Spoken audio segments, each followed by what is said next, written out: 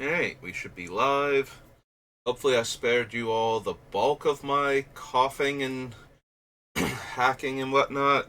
I was about to start like 10, 15 minutes ago, something like that. And I'm still got some of it, but yeah, that was suffocating me so bad.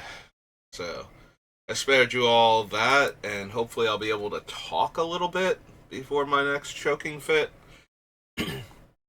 So we're back. We're building more taking turns with River Song. We're at 81 cards last time, so we need 21 cuts.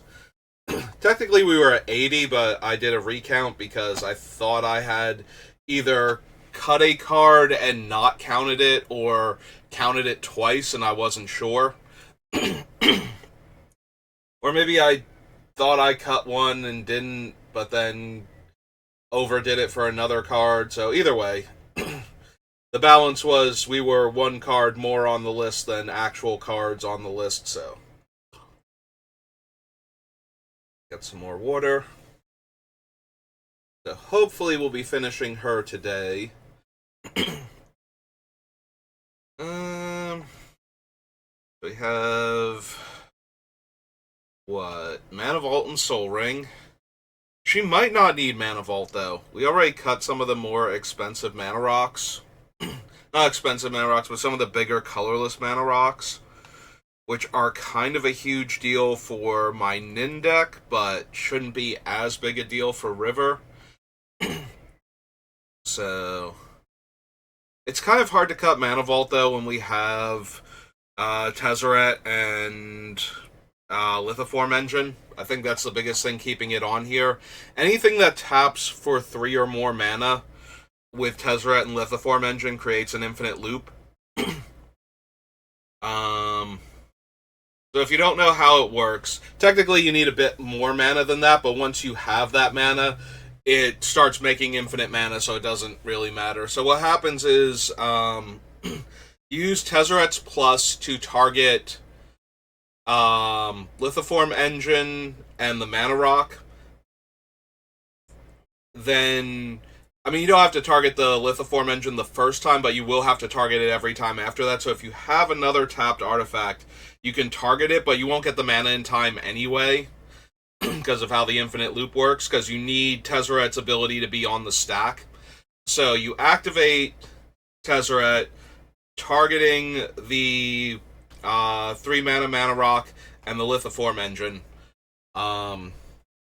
In response to that, you tap the 3 mana rock for its mana, and then you use that mana to activate the Lithoform Engine, targeting Tezzeret's ability while it's still on the stack to make a copy of it. The ability goes on the copy goes on the stack above the original ability, and you choose the same 2 targets. You untap the Mana Rock and the Lithoform Engine, and you should have 1 mana left over because the Lithoform costs 2 to copy an ability. And you have to keep doing this in response, because once the original Tezzeret ability resolves, it leaves the stack and is no longer a valid target for the Lithoform Engine. But yeah.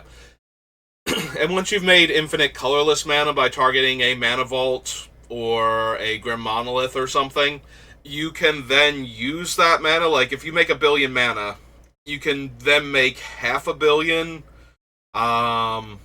like, colored mana by targeting an Arcane Signet or something, so you still just have infinite mana. As long as you have 1 artifact that makes your colors of mana that you need, you have infinite mana of any color at that point. Because once you, like I said, since it costs 2 and you're getting 1 from that, you can convert 2 colorless mana to 1 colored mana, doing the same trick. Just targeting the, like the Arcane Signet or whatever, instead of the other one, instead of the Mana Vault or the Grim Monolith or whatever. So you can make half as much colored mana as you had colorless mana, and half of infinite is still infinite. You just have to stop every once in a while and start doing the colorless one again until you build back up. But once you demonstrate the loop, you can just have infinite mana. But you do need to know how the loop works in order to demonstrate it, so I thought I might actually explain in detail how it works. Yeah, I accidentally found out I had that one day. I forget if it was Nin or the Planeswalker deck because they both have Lithiform Engine and Tezzeret in them, and a bunch of mana rocks.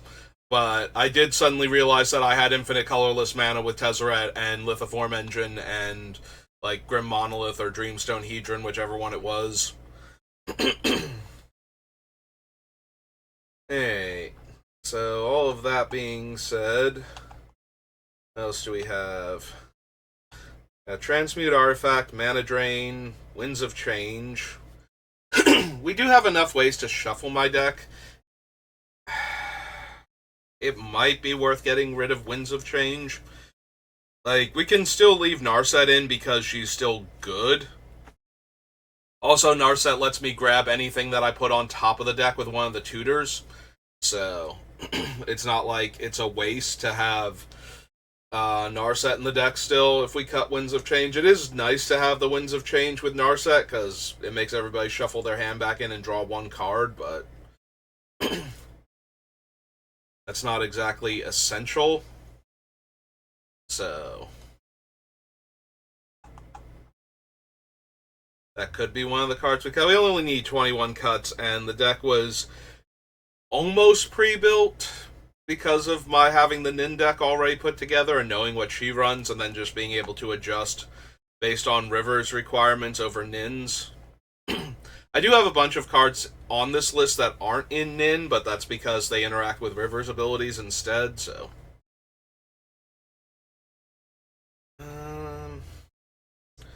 Oblivion Stone, Conjurer's Bauble, Crucible of Worlds, Rado Lantern, Sensei's Divining Top, the Descendant of Soramaru, Izzet Signet, Cold Steel Heart, Thrumming Stone, Volition Relic, Magus, Speculation, Cryptic Command, Lendra Archmage, Tezzeret, Everflowing Chalice, Mind Sculptor, Grind Clock, Into the Core, Karn Liberated, Torpor Orb, Mind Shrieker, Bonfire, Rift, Vandal Blast, Melek Curse, Summary Dismissal, Torch of Defiance, Chief of Compliance, Nimble Obstructionist, Search for Ascanta, Time Stream Navigator, Precognition Field, Firemind Vessel, Narset Parter Veils, Conduit, Emery Lurker of the Lock, Ear Mage, Lithiform, Skyclave, Alrund, Transplant Theorist, the Palantir, Personal Tutor, Temporal Manipulation, Capture, Crystal Ball, Leyline, Firebrand, Dak Faden, Spellseeker, Force of Negation, Tribute Mage, Urza Lord High Artificer, Arcane Signet, Dockside Extortionist, Fierce Guardianship, Deflecting Swat, River herself. Okay, so that's all 81 cards. So yeah, I think we have enough shuffle effects that we don't necessarily need the Winds of Change, and it's not doing a ton against our opponents with just the one way to make the shuffle happen, or one way to punish them for drawing the cards, rather. Yeah, it's not like we're running, Wheel of Fortune and Time Twister and everything, where we just want to do this to our opponents anyway, so. Let's make that the one card. Gets us back down to 80. Hey, let's do a mana rock check. Because I think I might have a few too many. Let's see which ones I actually have. Because Nin needs all of like the big ones in order to power her incredibly expensive combo.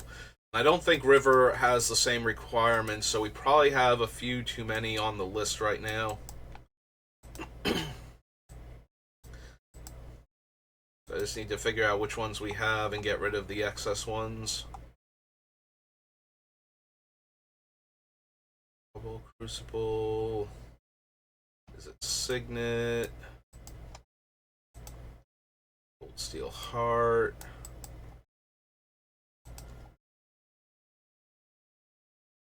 Coalition Relic.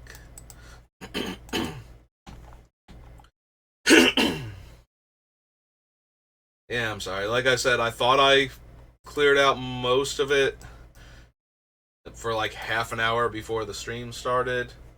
Oh man, Stream Elements hasn't even said I'm live yet. Stream Elements, what are you doing? I just now noticed that there's literally nothing over there. As I glanced over to look at my setup, while thinking about how long I was like, I'll stream now. And it's like, no, wait. Wait a few minutes, try and clear this out first.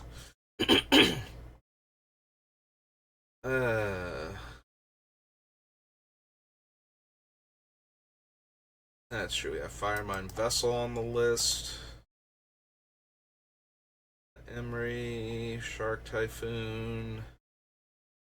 Skyclave Relic is another mana rock. Yeah, I don't think we need 11 plus mana rocks, so I think we'll get rid of like 2 or 3 of them at least. Force of Negation, Tribute Mage, Arcane Signet.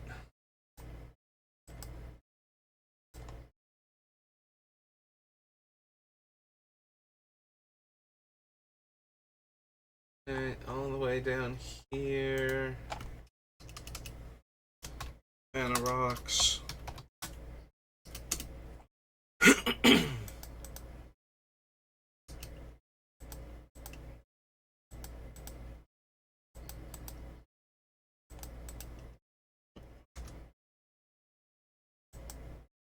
Okay.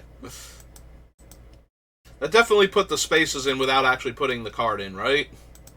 Like, I didn't just imagine it did that.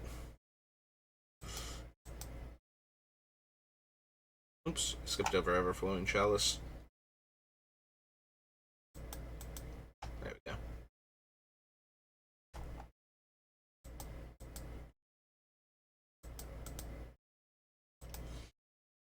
Alright, the first one I think can go is Worn Powerstone, almost definitely. We cut that one out.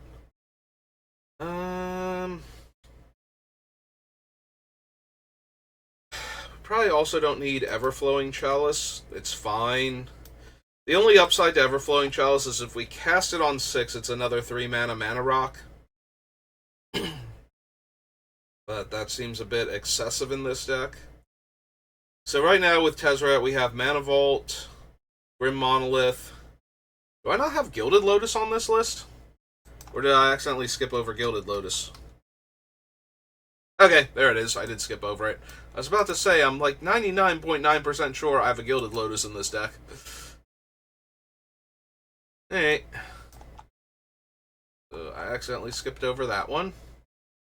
And that one goes here.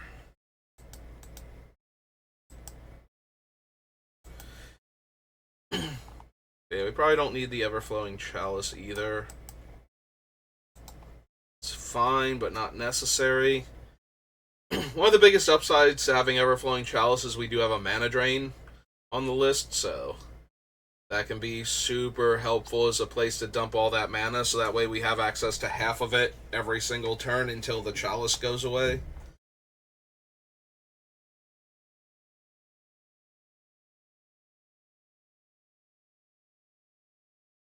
I can probably cut the Mind Stone too. Yeah, River's a lot less intense on the amount of mana she requires, so I don't need as many colorless sources anyway. Like, I think I would rather have the 2 mana rocks that all make colored mana. So my Arcane Signet, Cold Steel Heart, Izzet Signet, Elwar Stone. I think I'd rather have all of them. So Mind Stone.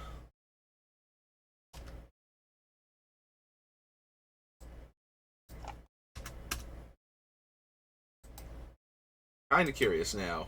Mind Sculptor and Jace again. Okay. Ever-flowing chalice. And Worn Power Stone.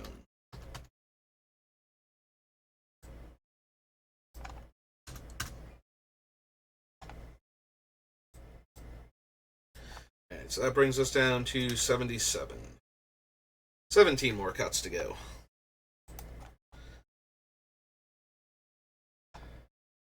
Alright. This was all of my interaction. Most of it is counter spells. Dismissal, Force of Negation, Fierce Ranger. Yeah, I think I want all of these still. I mean, obviously I wanted all of these. They all made it onto the list, but... maybe Cryptic Command is a bit much for her. Cryptic Command is in Nin because one of the things you can do is bounce one of the creatures that comes into play to get back a spell. So that's a useful option to have, and it costs less than Sublime Epiphany. So I don't have to worry about holding up 6 mana in order to copy my creature and do all of the other stuff I'm trying to do with Sublime Epiphany, but...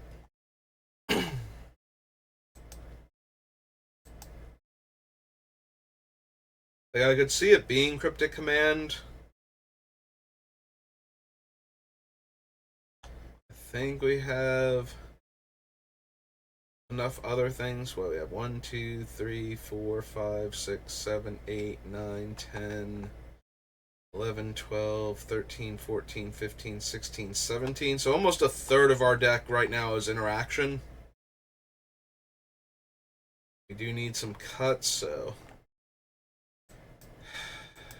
Cryptic Command is probably one of the most expensive counter spells. This and Summary Dismissal are the two where I most feel comfortable with the sheer volume of mana they cost to cast, when they don't have any alternative ways to go about it.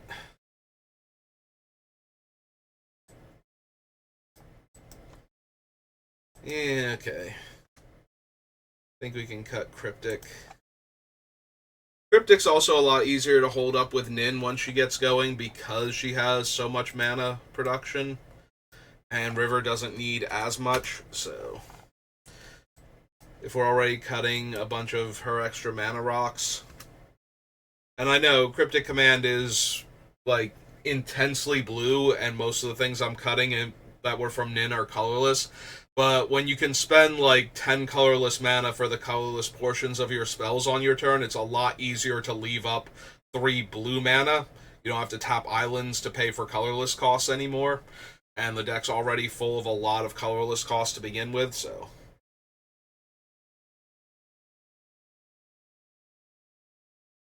but yeah, I don't think River has an easy enough time holding up Cryptic Command as Nin does in the long run, so...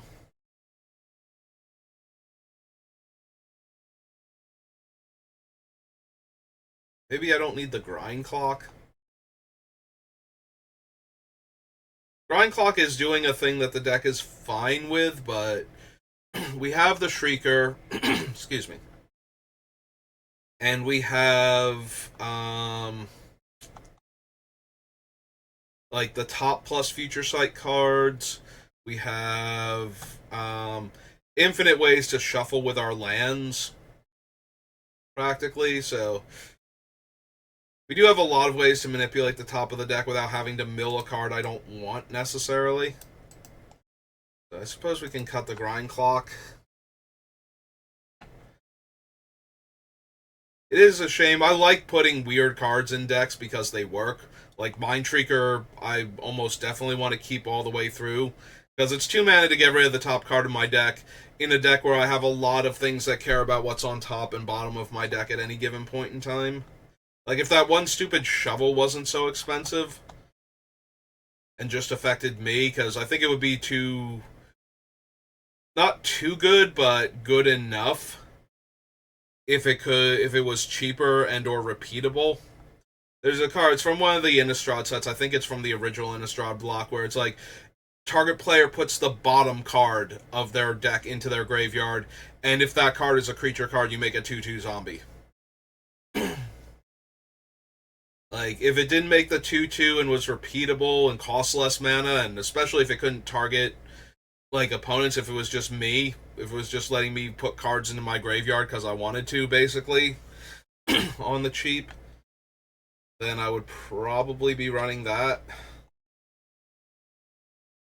Or if it was just repeatable and affected me and I could make the 2/2 zombie, I'd probably still do it, even though I'm not going to make a whole lot of zombies in this deck.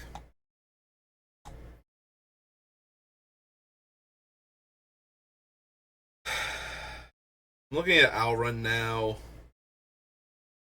as another card that manipulates the top and bottom of my deck.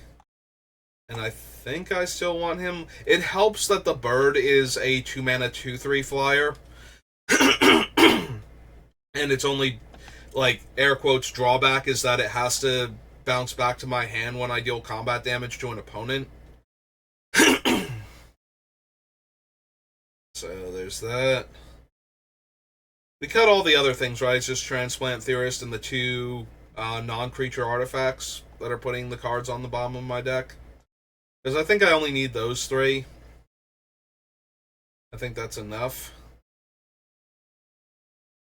It's possible I don't need Leyline of Anticipation. It's helpful, but it's not essential to the deck. Like, I don't have to attempt to go off during an opponent's turn normally.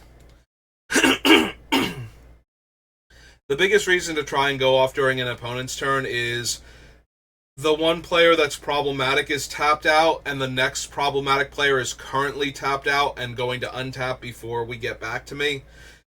But that would require both of them to be tapped out while I have Leyline of Anticipation in play, like, because they know I'm going. If they're worried about me going off and they have stuff, then they're not going to both tap out at the same time while I have Leyline anyway.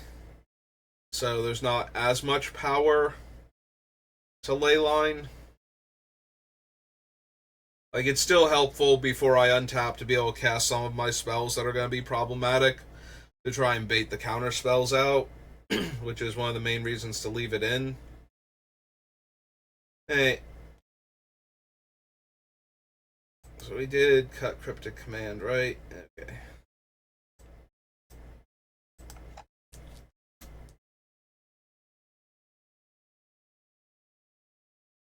Alright, so we get rid of those. Save again. 14 more cards. I'm starting to think I cut Cryptic Command twice, because I was at 77 before. Cryptic Command would have been 76. I think I did do that. Right? That's exactly what I did. Because I cut the 3 artifact mana sources, then I cut Cryptic Command, and now I just cut Grind Clock. So yeah, I think that's where I'm at.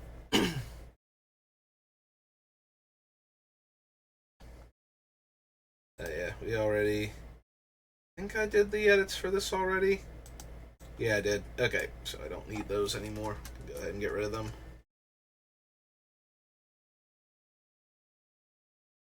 Okay. Yeah, I did a couple drafts yesterday for the flashback to Throne of Eldraine. They did not go super well. I might have run into one of the biggest limited bombs literally ever and got absolutely stomped by it on my first game with a deck that I wasn't thrilled with to begin with, so that was kind of rough.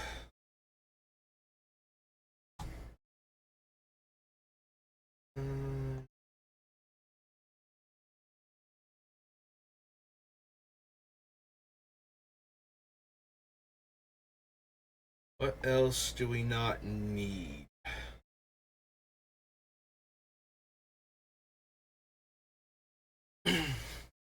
It's possible we can cut Melek. Actually, if we're going to cut Melek, we should cut Magus of the Future. Melek costs 1 more mana, but the upside of not being triple blue and not being, or having the spell copy itself. Like, Magus of the Future, we can cast any spell, but we don't want to cast any spell for the most part. We want to be casting our instants and sorceries. So copying them with Melik and having him be way less color intensive to cast might be worth it. Yeah, I think I'm going to cut the Magus of the Future. Oh, apparently I missed the M somehow, but that's okay. We can still find him.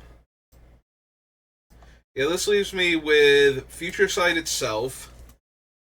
The downside to cutting the Magus, though, is the other ones don't work with Sensei's Divining Top, which is one of the ways I have to burn through all the extra cards on top. Like, if I can't cast any of them, I can always Sensei's Top, and then recast Sensei's Top for 1 mana, so that does hurt a little bit.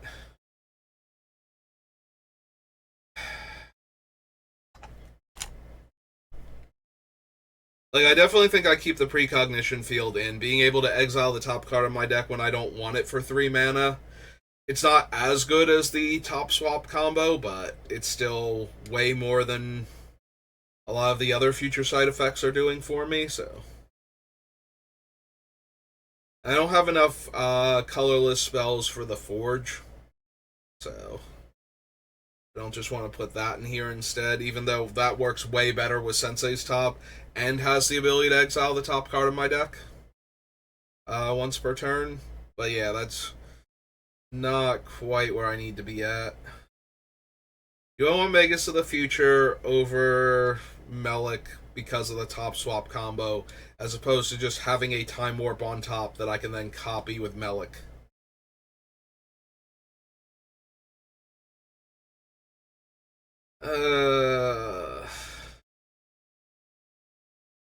I think I stick with Melik.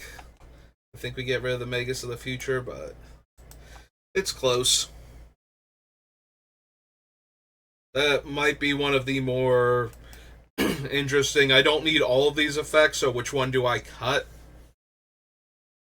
Because there are solid arguments for both of them to be in my deck. But I don't think I need both, and I need to make some cuts, so.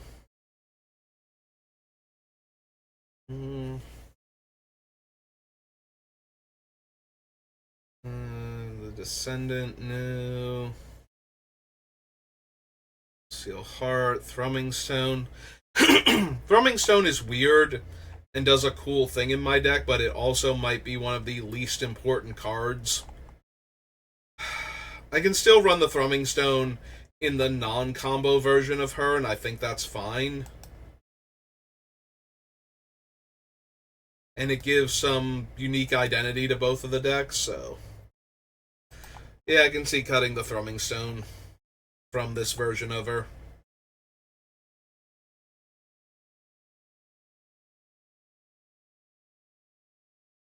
Like, it's still a very good card in her deck, either way.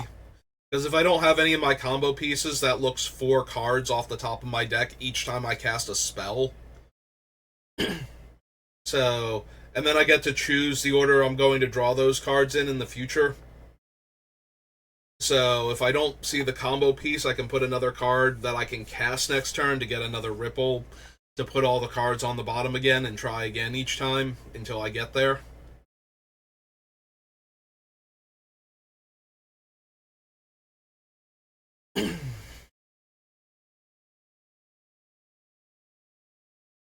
Narset, Ral Zarek, Emery, Dark Typhoon, Jace. Maybe this version also doesn't need the Shark Typhoon.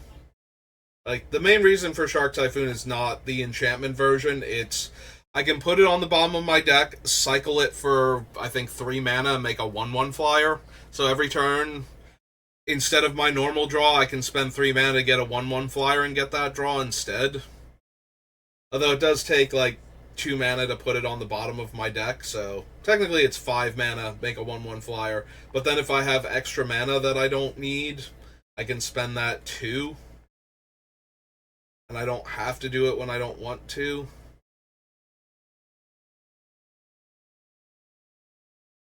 The big thing is, though, is that I can win whatever way I want to when I have infinite turns.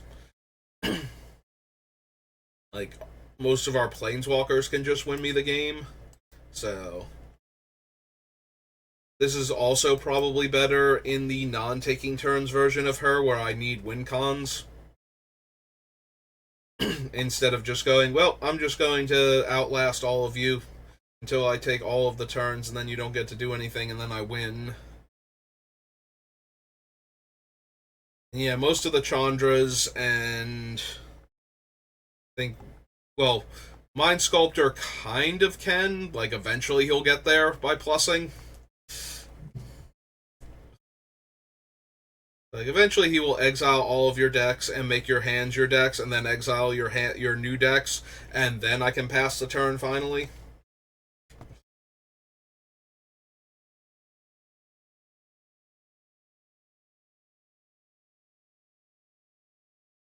And so yeah, let's cut those two.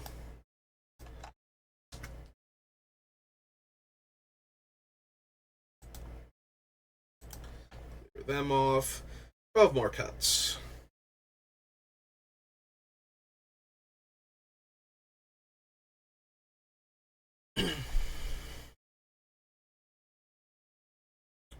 So this is a thing that I've realized in between streams. So Saldevi Digger is one of the much older cards on this list, and there used to be a time where the order of your graveyard mattered. Specifically, Saldevi Digger takes the top card of your graveyard, not any card from your graveyard, and puts it on the bottom. When you run cards like this, you cannot reorganize your graveyard, and you have to let opponents know that you also can't reorganize that. You know, if they want to look at your graveyard, they can't change the order of the cards, because it does change the function of this card. They don't print cards like that now, and in formats where you don't have any of those cards, you're allowed to rearrange your graveyard however you want. But when you're using a card like that, you cannot change the order of your cards in your graveyard, and neither can your opponents. This isn't something that you'll see on Arena, because Arena has no cards from anywhere near this point in time. But if you've ever played on Magic Online and things like the Vintage Cube, when it asks you to put the cards in your graveyard in order when multiple cards go to your graveyard, it's because of cards like this, things that put like the top creature card of your graveyard into play. One of my favorite old cards is Bosium Strip, which lets you, until end of turn, cast the top card of your graveyard if it's an instant or sorcery.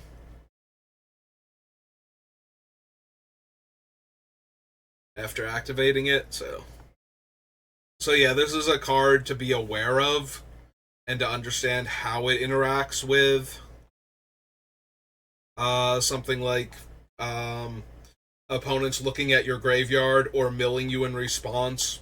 Because that is something too. If the top card of your, it doesn't target, so if the top card of your graveyard changes between the activation and the resolution, you will get that card back instead of the one that was on top of your graveyard when you activated it too.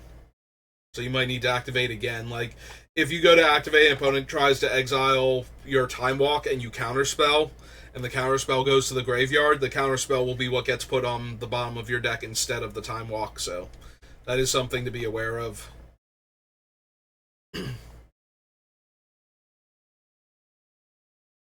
Whereas Rado Lantern just lets you put the card on the bottom, but it costs a little bit more.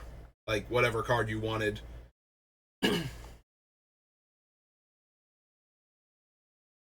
Definitely need Crucible so we can get back fetches to keep reshuffling.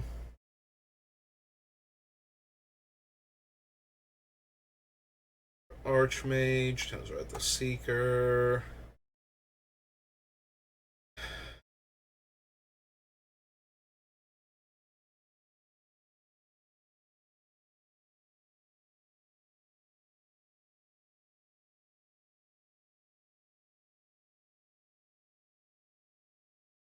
Yeah, with this version, we might be able to get away with less interaction. Since we have all the counter spells. Like, we're not worried about opponents doing things unless the thing that they do stops us from working properly. if they put out a Stranglehold or Mindlock Orb or what's its name? Ugin's thing, where players can't take extra turns, and then when it dies, that player can exile it to take an extra turn.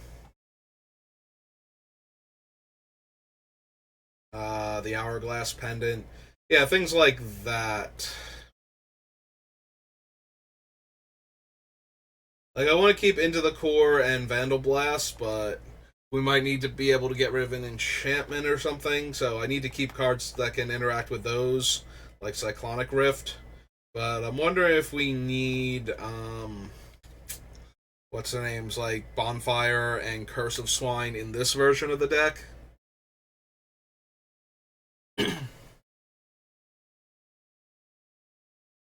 Because once we're taking all the turns, we don't care what the opponent has done, so the only interaction we need is something to stop a win. Or to stop them from interacting with us. So we might be able to do better by getting rid of some of that.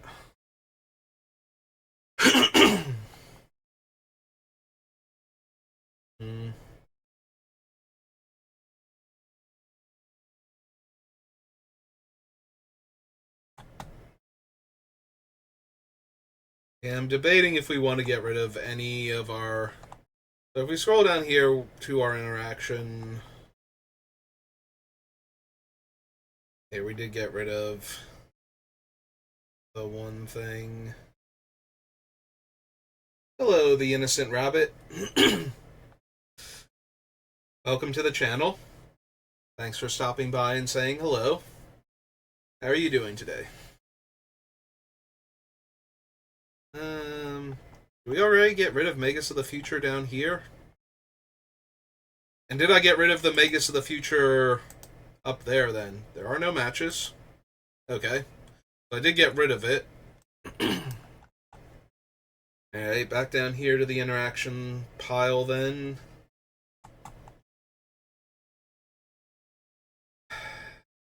Do we need Bonfire of the Damned? Like, it's a lot more powerful when we're recurring it constantly. With River in the other version of the deck we're planning on building, I don't know that it's quite as necessary in this version.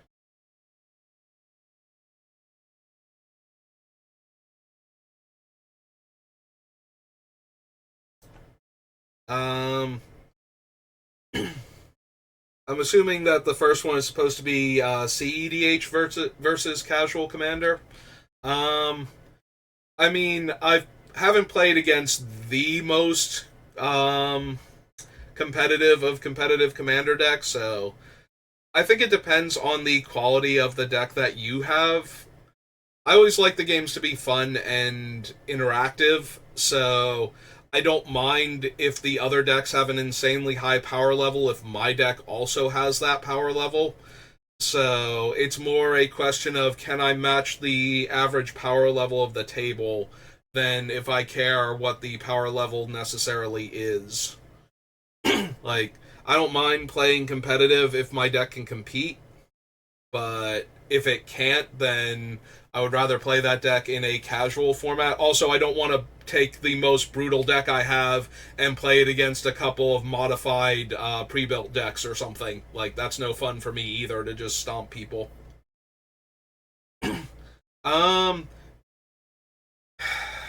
Custom commanders are a little bit rough, only because it depends on the commander, really. In much the same way, commanders that were clearly not designed for commander, things like creatures that are not legal in any constructed format, like old Unlegends or like the My Little Pony charity event ones. Like, you can build fun decks around them, and they can be fun to play against, but it really depends on the card. That's very similar to the same issue I have between CEDH and Casual Commander. It's how broken is the card that you're like your custom card.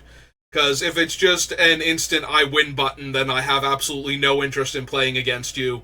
Or if it combos, like 2-card combos with it, just ruin the game immediately. Even though there are plenty of CEDH commanders that are like, this card plus one other card in the deck instantly wins me the game. It's like, yeah, that was no fun to begin with, and I don't need your custom one so that you can do the combo that you wanted to do instead of one of the ones that already exists type of thing. So,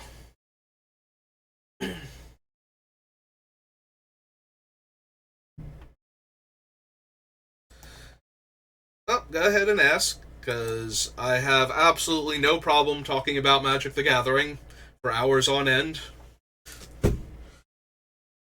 I will warn you, though, that the bots I have set up will immediately annihilate you if you try and post a link, so you can whisper me things and just let me know that you did, and I will open up my whatchamacallit, my actual Twitch channel so I can check them.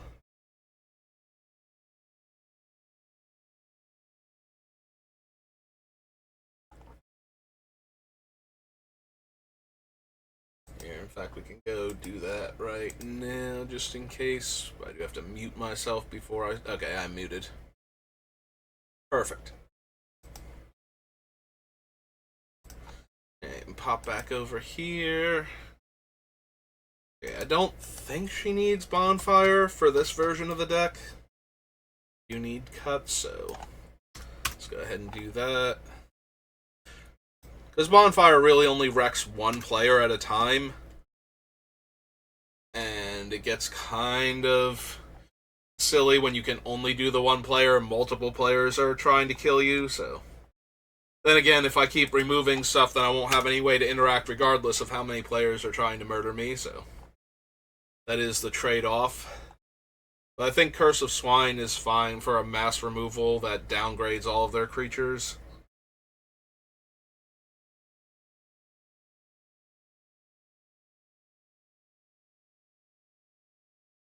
Arn, Torpor Orb, Mind Shrieker, Cyclonic Rift, Vandal Blast.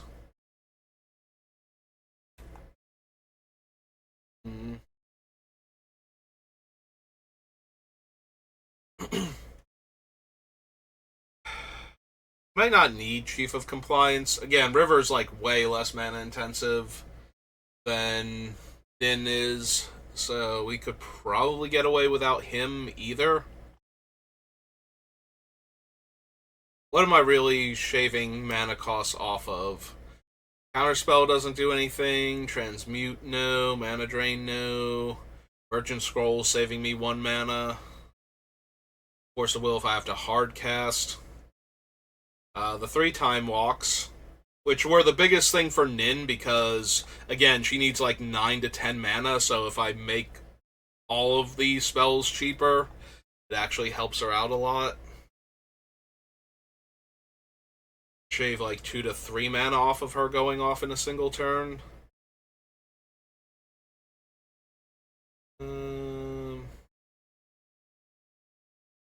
Morphic, Coalition Relic. The buyback on Mystic Speculation does count because it's an additional cost to cast. Technically, Into the Core.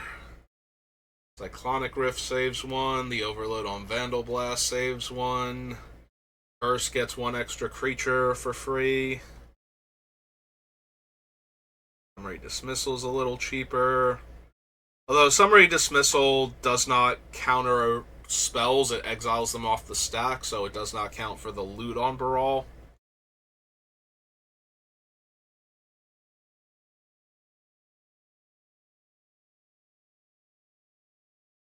Jeez. Yeah, so far he's helping with like 7 spells, I think. And most of them I don't even super care about. Yeah, we already went over those. So, Baral can probably go. He's doing more for letting me loot with the counter spells, and even then, I don't have that many that actually counter the spell. Like, I have a target changer, I have an exile off of the stack, so those 2 don't count. I Go down for Bonfire. I genuinely cannot remember. I gotta be better at that. Usually I am. Today I seem to be a bit off. Alright, we cut Baral.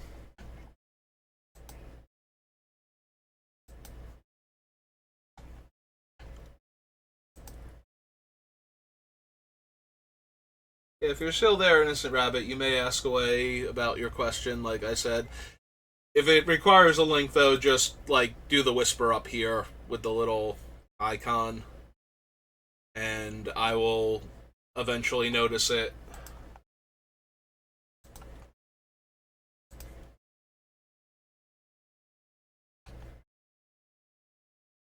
But yeah, don't worry too much about interrupting me. I'm gonna be at this for a little while anyway, so. So let's see if we clear that. I think we got Bonfire, but let me double check. We'll see if we're over by 10 or less. 1, 2, 3, 4, 5, 6, 7, 8, 9, 10, 12, 13, 14. 15, 16, 17, 18, 19, 20, 21, 22, 23, 24, 25, 26, 27, 8, 29, 30, 31, 32, 33, 34, 35, 36, 37, 38, 39, 40, 41, 42, 44, 45, 46, 47, 8, 49, 50, 51, 52, 53, 54, 55, 56, 57, 58, 59, 60. 1, 2, 3, 4, 5, 6, 7, 8, 9, and River is 10. So yeah, I did already knock Bonfire off of the list. Alright. So we're at 70 cards, 10 more cuts, and this particular build for River is all done, so.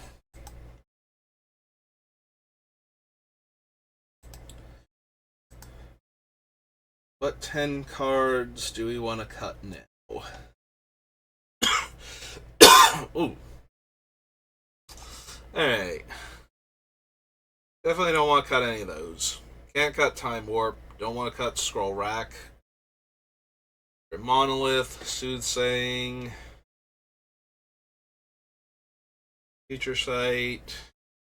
Like, it's possible we cut the infinite mana aspect of Tezzeret and whatnot. Like, we'll leave Gilded Lotus in, because that's fine. But we don't need it. Maybe we don't even need the Gilded Lotus. If I come down here to our mana rocks,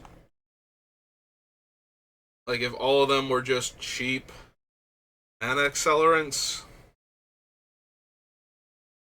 because I'm wondering, we could cut, like, the Mana Vault and the Grim Monolith, because they're not doing as much in this deck. They're still fine, though. We still have enough colorless sources, so it's not as though I need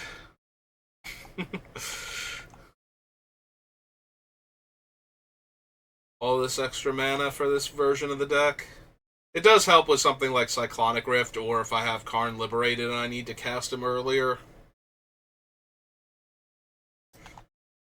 I don't want to cut too many mana sources. The problem with Mana Vault is that this deck doesn't have enough colorless requirements, and it's hard to untap Mana Vault sometimes on your upkeep and still have enough mana to do anything. And there are times where you will pay the 4, untap the Mana Vault, realize you need to cast something, and wind up having to tap it again. That can be a bit awkward. Especially if it taps you out of mana to do something like activate Soothsaying or hold up a counterspell, where the 1 extra mana would let you do that. Spin the top, anything like that.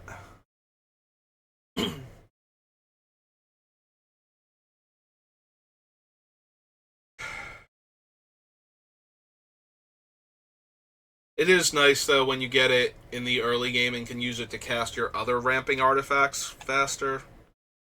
Or to plop down something really powerful like a Jace or a Karn. Or just get to one of these overloads much quicker.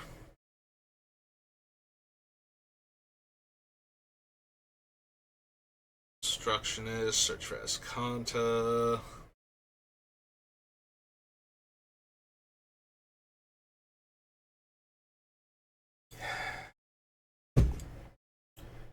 There's a part of me that thinks I could take Time Stream Navigator out, and then I can cut the Swiftfoot Boots because none of the other creatures in Nin or in River really require that. Like, Nin doesn't run it because she wants to be able to target her own things, and she's the only one with an activated ability that taps that I care about.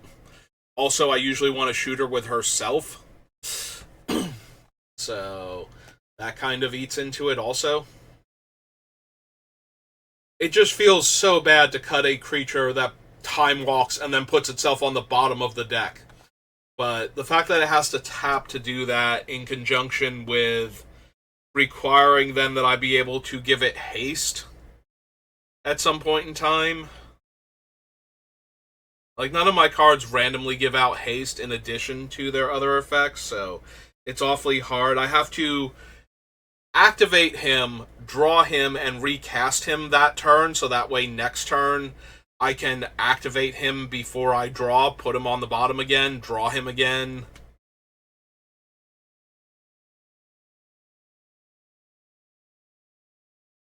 And have another Time Walk coming.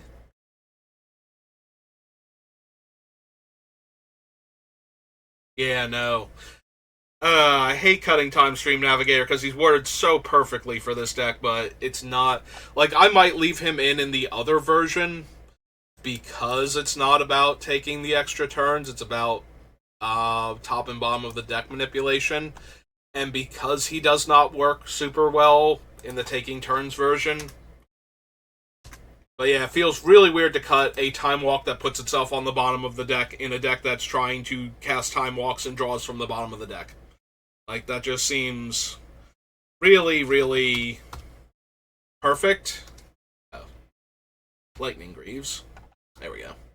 But this lets me cut 2 cards from the list, and we don't actually need him, and he's actually harder to use than regular Time Warp effects, so.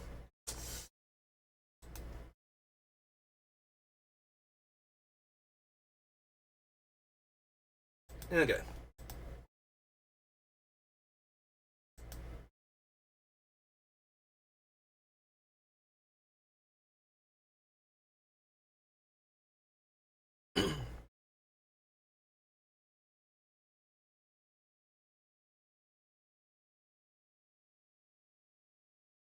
Crucible, Rado Lantern, Sensei's Divining Top.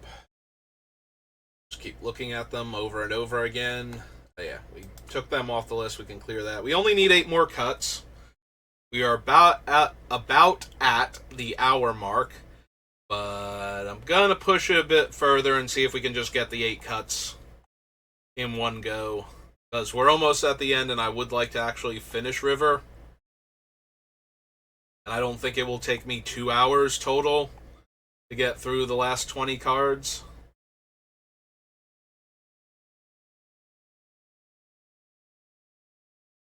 Set. In theory, we could cut Narset. She's more stopping the opponents from doing cool things, but she does let me tutor one of the Time Warps to the top and then draw it, guaranteed. By down-ticking her, so.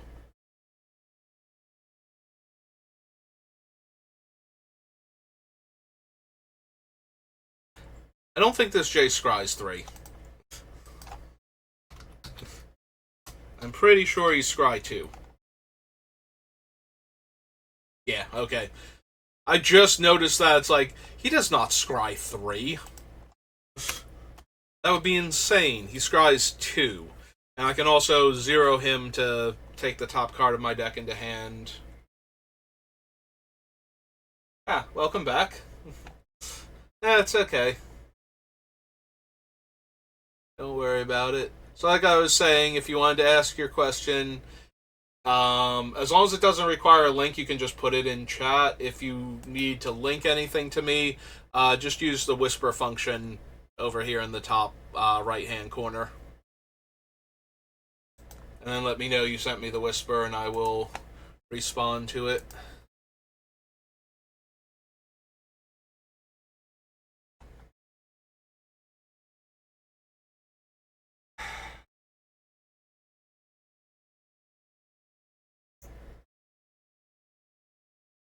Here. Is the Palantir too slow for the combo version of River? I really like it for the other version, but this might be a case where this is just way too slow. It is only a 3-drop artifact, though, and once River's in play, I am very much just scrying the things I want to draw to the bottom, and it doesn't matter if the opponent mills me or not. So...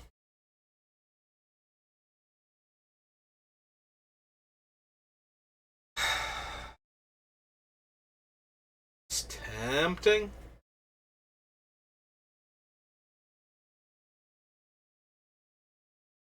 There are a bunch of cards on this list that are okay, or let me do some cool things, but aren't actually 100% necessary for this version of the deck. So...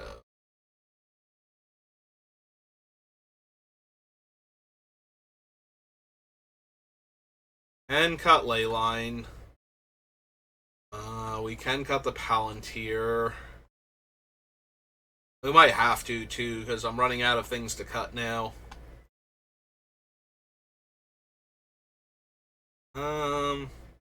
What artifacts do I have to buy back with Emry now? Just like... it's just that she lets me get back the ones that are part of the deck that are kind of essential, without having to do something weird like put them on the bottom with the other ones. Yeah, we can probably cut Emry. Sorry, Emry. We cut Emry because we have a Torpor Orb, so the self-mill part isn't going to be much of a thing.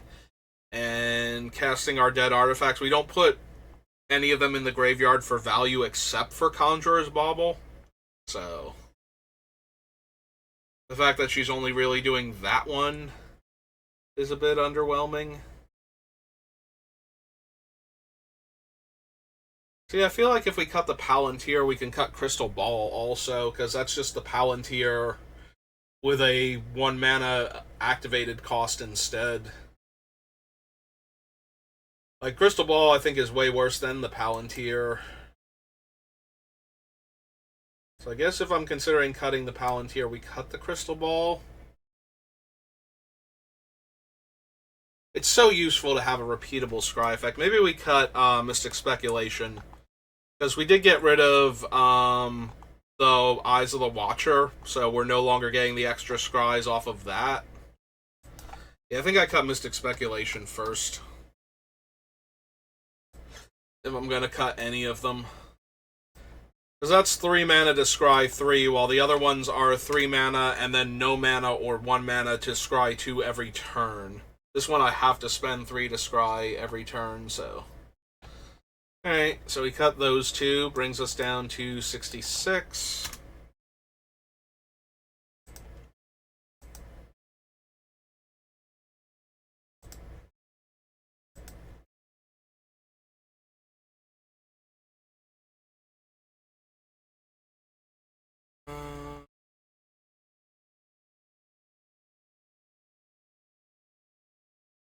Say... Your Sight, Gilded Lotus, O-Stone, Conjurer's Bauble, Crucible of Worlds. Only need 6 more cuts.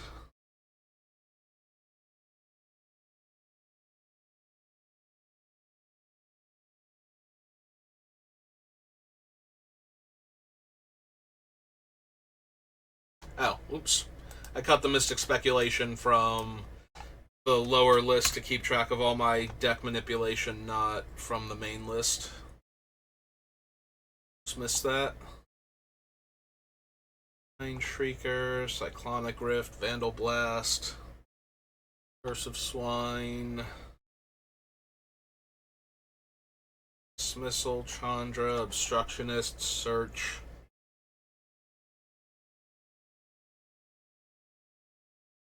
Storm's Conduit.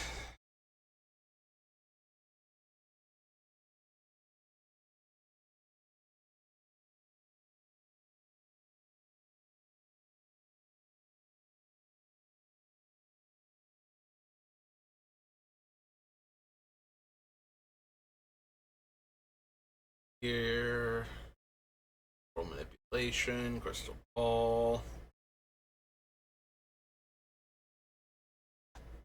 Maybe we can cut this Chandra. Copying spells is way more important to Nin than it is to River. Again, Nin has so much intense mana requirements that getting a free copy on her Time Walk gives her a lot more breathing room, and I don't think River needs that as much. So, might be able to cut Firebrand from the list. We'll keep Ral Storm's Conduit because he does basically the same. He's in here for the same basic reason as Chandra. They both have a -2 that copies a spell. Rao can also scry though, and he pings for casting the spell instead of or copying it instead of pinging instead of copying the spell. Like Chandra upticks to ping, Rao has a static that pings when I cast something. So specifically an instant or sorcery, you straight up Magecraft. Heal a point of damage. Yeah, I can see cutting this Chandra from this version of the deck.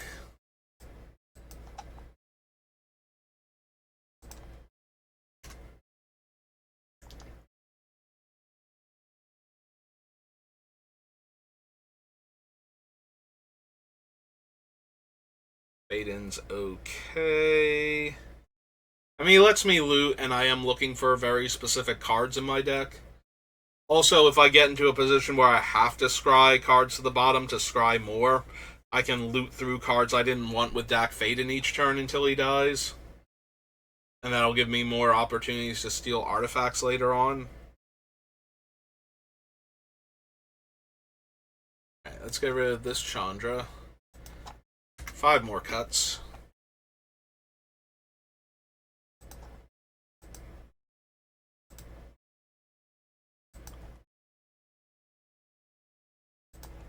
Her off the list. Or I forget I haven't, that I already did it and think I need to clear her off again. And my count is off. Like the 6th time this particular build.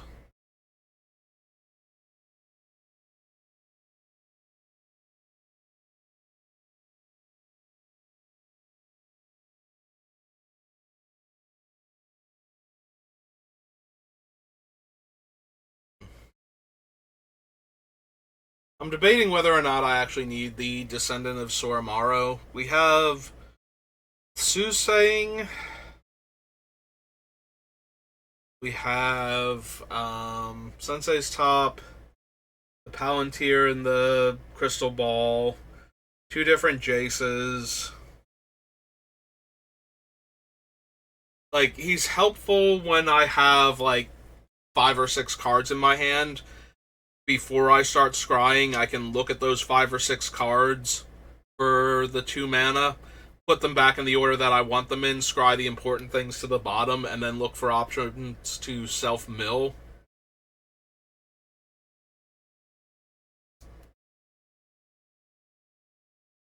Yeah, I think he might be doing the least out of all of the cards that are still on this list.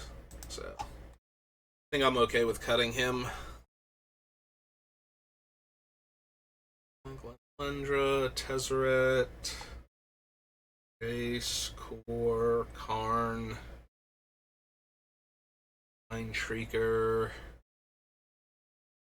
Relic, Curse of Swine, Chandra, Obstructionist, Search for Ascanta, Precognition Field, Firemine, Narset, Ral, Jace, Lithoform. I already cut a bunch of the things that could go infinite with Lithoform Engine.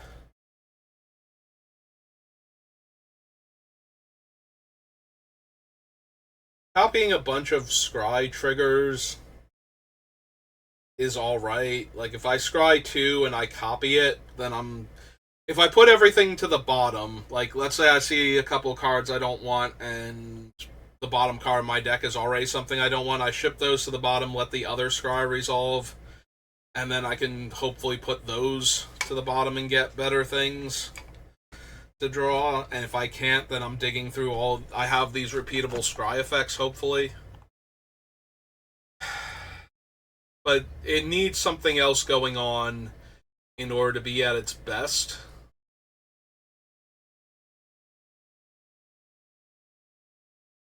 And we already cut the Chandra because I don't need to copy my spells as often with River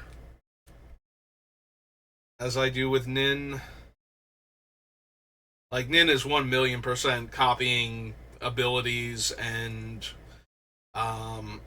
instants and sorceries, because that's kind of what she needs to do in order to win. I don't think I need the copies as much with River, and this is kind of a clunky thing. Like, we need Tezzeret, and we can't tutor for this with Tezzeret until he's been in play for a full turn cycle without getting hit. Like, we have to plus him, then -4 to get it. Then he has to live again for a turn cycle before we can activate him again. And that is the main combo with Lithoform Engine. Other than that, we just have to have enough mana to copy... Excuse me. Suddenly desperately needed some water there. I could feel my voice starting to crack. So, copying the spell, we need 3 extra mana. Whereas to take infinite turns with the other things, we might be able to get by with just the 2 extra mana for Transplant Theorist or Soldevi Excavator. Right, Transplant is just 2 to activate? Yeah. Alright, I think we can probably cut Lithoform Engine then.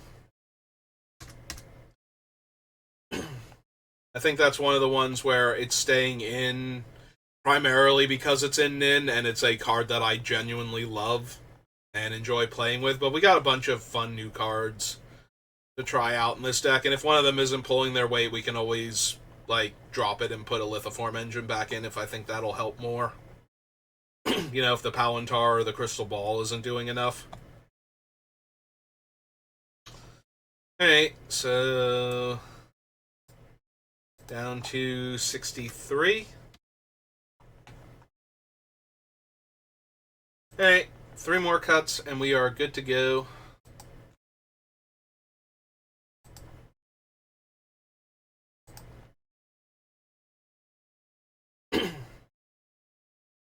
Hey, which 3 of these cards do I love the least?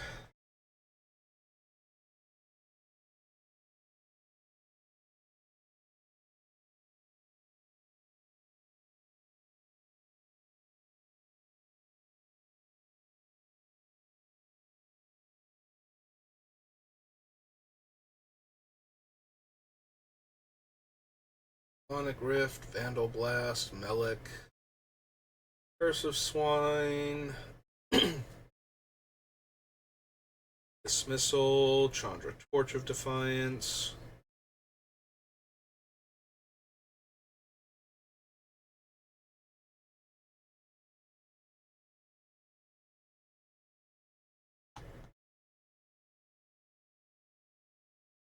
We want to keep all of these. Again, obviously, I want to keep everything that's currently on the list, but we're a bit over. Yeah, I probably don't actually need Leyline. There's not a ton of cards in my deck that are benefiting from being flashed in, so I can just as easily go off on my turn.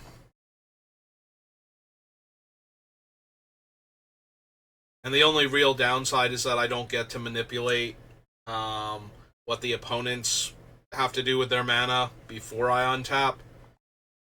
So it's definitely a useful thing to have, but I am very, very crimped for cards I can cut at this point, so I definitely want to keep the cards that interact with River in her unique way to try them out first. If some of them aren't working, we can always go back and add in the ones that I cut that are just generically good. It's not like I won't have the original list for River for each version of her that I'm building, so.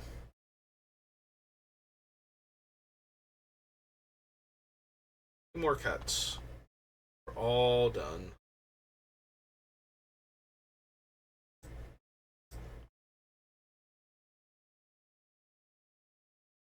Signature with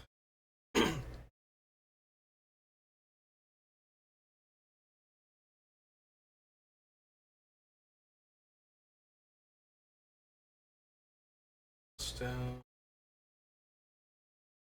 Deck manipulation.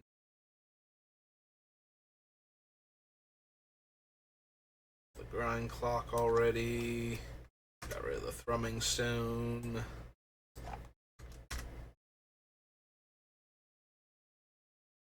Got the descendant.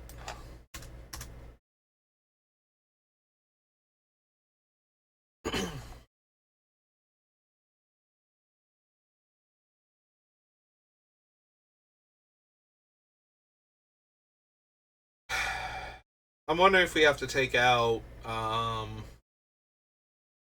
like the Mind Shrieker, maybe. I do really like having it when I don't have, a bunch of the other ways to dramatically change the top cards of my deck.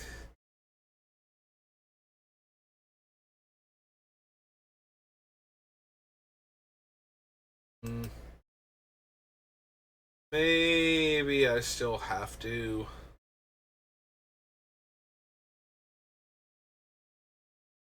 It is one of the least impressive cards still in my deck. Yeah, I can see cutting it. Alright. I've talked myself into it.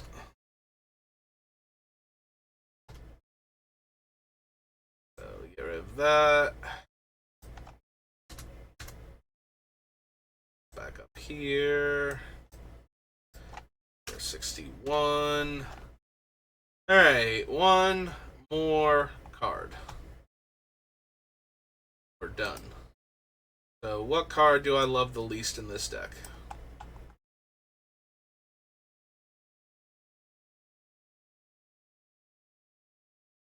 Is there a particular mana rock or piece of interaction that I don't need that's overlapping with other cards that I have on the list?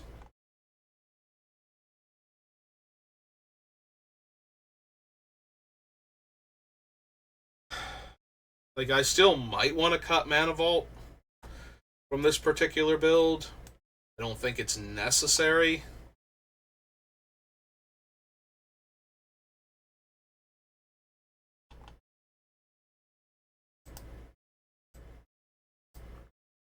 Alright.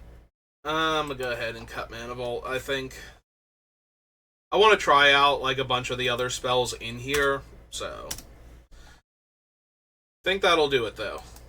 So, there we go. In a little over an hour, we did manage to get through the entirety of this build of River. So, that's going to do it for her, for this build. So I think I take a bit of a break, and then I decide if I want to do anything else today. I really don't want to draft any more Eldraine after how badly yesterday went, but maybe just one more.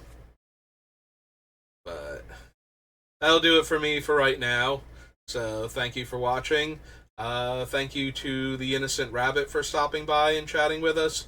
I'm sorry you didn't get to ask your question since your Wi-Fi seems to be all wonky. We'll give one last check over here. Nope, okay.